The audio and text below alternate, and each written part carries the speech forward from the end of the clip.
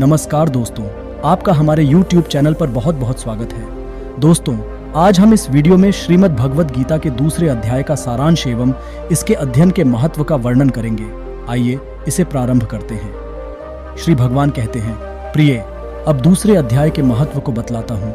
दक्षिण दिशा में वेद वेत्ता ब्राह्मणों के पुरंदरपुर नामक नगर में देव शर्मा नामक एक विद्वान ब्राह्मण रहता था।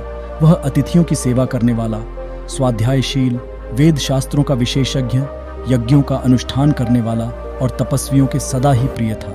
उसने उत्तम द्रव्यों के द्वारा अग्नि में हवन करके दीर्घ काल तक देवताओं को तृप्त किया, किंतु उस धर्मात्मा ब्राह्मण को कभी सदा रहने वाली शांति नहीं मिली। वे परम कल्याणमय तत्व का ज्ञान प्राप्त करने की इच्छा से प्रतिदिन प्रचुर सामग्रियों के द्वारा सत्य संकल्प वाले तपस्वियों की सेवा करने लगा। एक दिन इस प्रकार शुभ आचरण करते हुए उसके समक्ष एक त्यागी संत प्रकट हुए। वे पूर्ण अनुभवी, शांत चित्त थे। निरंतर परमात्मा के चिंतन में संलग्न होकर वे सदा आनंद विभोर रहते थे। उन नित्य संतुष्ट तपस्वी संत को शुद्ध भाव से प्रणाम करके देव शर्मा ने पूछा, महात्मन, मुझे सदा रहने वाली शांति कैसे प्राप्त होगी? तब उन आत्मज्ञानी संत ने कहा, ब्राह्मण, सौपुर ग्राम का निवासी मित्रवान, जो बकरियों का चरवाहा है, वही तुम्हें उपदेश देगा। यह सुनकर देव शर्मा ने महात्मा के चरणों की वंदना की और सौपुर ग्राम के लिए चल दिया। समृद्धशाली सौपुर ग्राम में पहुंचकर उसने उत्तर भाग में एक विशाल वन देखा। उसी वन में नदी के किनारे एक शिला पर मित्रवान बैठा था। उसके नेत्र आनंद से निश्चल हो रहे थे। वह अपलक दृष्टि से देख रहा था। वह स्थान आपस का स्वाभाविक वैर छोड़कर एकत्रित हुए परस्पर विरोधी जंतुओं से घिरा था। जहां उद्यान में मंद मंद वायु चल रही थी, मृगों के झुंड शांत भाव से बैठे थे और मित्रवान दया से भरी हुई आनंद विभोर दृष्टि से पृथ्वी पर मानो अमृत छिड़क रहा था। इस रूप में उसे देखकर देव शर्मा का मन प्रसन्न हो गया। वे उत्सुक होकर बड़ी विनय के साथ मित्रवान के पास गया। मित्रवान ने भी अपने मस्तक को झुकाकर देव शर्मा का सत्कार किया। तदनंतर विद्वान ब्राह्मण देव शर्मा अनन्य चित्त से मित्रवान के समीप गया और जब उसके ध्यान का समय समाप्त हो गया, तब देव शर्मा ने पूछा, महाभाग, मैं आत्मा का ज्ञान प्राप्त करना चाहता हूँ। मेरे इस मनोरथ की पूर्ति के लिए मुझे किसी उपाय का उपदेश कीजिए, जिसके द्वारा परम सिद्धि की प्राप्ति हो सके। देव शर्मा की बात सुनकर एक क्षण तक कुछ विचार करने के बाद मित्रवान ने कहा, महानुभाव, एक समय की बात है, मैं वन के भीतर बकरियों की रक्षा कर रहा था। इतने में ही एक भयंकर बाघ पर मेरी दृष्टि पड़ी, जो मानो सबको खा लेना चाहता था। मैं मृत्यु से डरता था, इसलिए बाघ को आते देख बकरियों के झुंड को आगे करके वहां से भाग चला। किंतु एक बकरी तुरंत ही सारा भय छोड़कर नदी के किनारे उस बाघ के पास चली गई। फिर तो बाघ भी द्वेष छोड़कर चुपचाप खड़ा हो गया। बाघ को इस अवस्था में देखकर बकरी बोली, बाघ, तुम्हें तो उत्तम भोजन प्राप्त हुआ है। मेरे शरीर से मांस निकालकर प्रेम पूर्वक खाओ ना। तुम इतनी देर से खड़े क्यों हो? तुम्हारे मन में मुझे खाने का विचार क्यों नहीं हो रहा है? बाघ बोला, बकरी, इस स्थान पर आते ही मेरे मन से द्वेष का भाव निकल गया। भूख प्यास भी मिट गई, इसलिए पास आने पर भी अब मैं तुझे खाना नहीं चाहता। तब बकरी बोली, न जाने मैं कैसे निर्भय हो गई हूं। यदि तुम जानते हो तो बताओ, इसका क्या कारण हो सकता है? बाघ ने कहा, मैं भी नहीं जानता।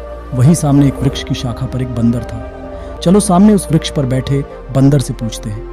ऐसा निश्चय करके वे दोनों वहां से चल दिए। उन दोनों के स्वभाव में यह विचित्र परिवर्तन देखकर मैं बहुत विस्मय में पड़ा गया। इतने में उन्होंने उस बंदर से, वानर राज ने कहा, श्रीमान, पूछने पर, सुनो, इस विषय में मैं तुम्हें प्राचीन कथा सुनाता हूँ। ये सामने वन के भीतर जो बहुत बड़ा मंदिर है, उसकी ओर देखो। इसमें ब्रह्मा जी का स्थापित किया हुआ एक शिवलिंग है।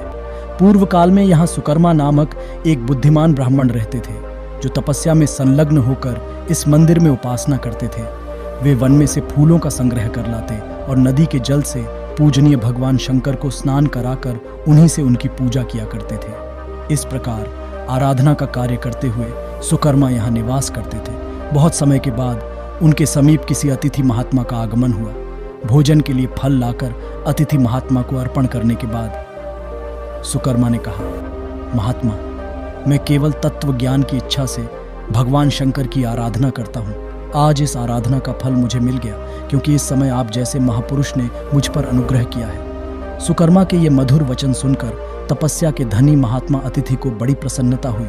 उन्होंने एक शिलाखंड पर गीता का दूसरा अध्याय लिख दिया और सुकर्मा को उसके पाठ और अभ्यास के लिए आज्ञा देते हुए महात्मा ने कहा, ब्राह्मण, इससे तुम्हारा आत्मज्ञान संबंधी मनोरथ अपने आप सफल हो जाएगा। यह कहकर वे बुद्धिमान तपस्वी महात्मा सुकर्मा के सामने ही उनके देखते देखते अंतर्धान हो गए। सुकर्मा विस्मित होकर उनके आदेश के अनुसार निरंतर गीता के द्वितीय अध्याय का अभ्यास करने लगे।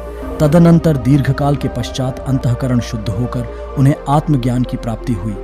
फिर वे जहां जहां गए वहां वहां का तपोवन शांत हो गया। उनमें सर्दी, गर्मी और राग द्वेष आदि की बाधाएं दूर हो गई। इतना ही नहीं, उन स्थानों में भूख प्यास का कष्ट भी जाता रहा तथा भय का सर्वथा अभाव हो गया। यह सब द्वितीय अध्याय का जप करने वाले सुकर्मा ब्राह्मण की तपस्या का ही प्रभाव को समझो। मित्रवान कहता है, वानर राज के इस प्रकार बताने पर मैं प्रसन्नता पूर्वक बकरी और बाघ के साथ उस मंदिर की ओर गया। वहां जाकर शिलाखंड पर लिखे हुए गीता के द्वितीय अध्याय को मैंने देखा और पढ़ा। उसी का अध्ययन करने से मैंने तपस्या का पार पा लिया है। अतः भद्र पुरुष, तुम भी सदा द्वितीय अध्याय का ही अध्ययन किया करो। ऐसा करने पर मुक्ति तुमसे दूर नहीं रहेगी। श्री भगवान कहते हैं, प्रिय मित्रवान के इस प्रकार आदेश देने पर देव शर्मा ने उसका पूजन किया और उसे प्रणाम करके पुरंदरपुर की राह ली। वहां किसी देवालय में पूर्वोक्त आत्मज्ञानी महात्मा को पाकर उन्होंने यह सारा वृत्तांत निवेदन किया और सबसे पहले उन्हीं से द्वितीय अध्याय को पढ़ा। उनसे उपदेश पाकर शुद्ध अंतःकरण वाले देव शर्मा प्रतिदिन बड़ी श्रद्धा के साथ द्वितीय अध्याय का अध्ययन करके ब्रह्म ज्ञान में लीन होकर परम पद प्राप्त हुआ।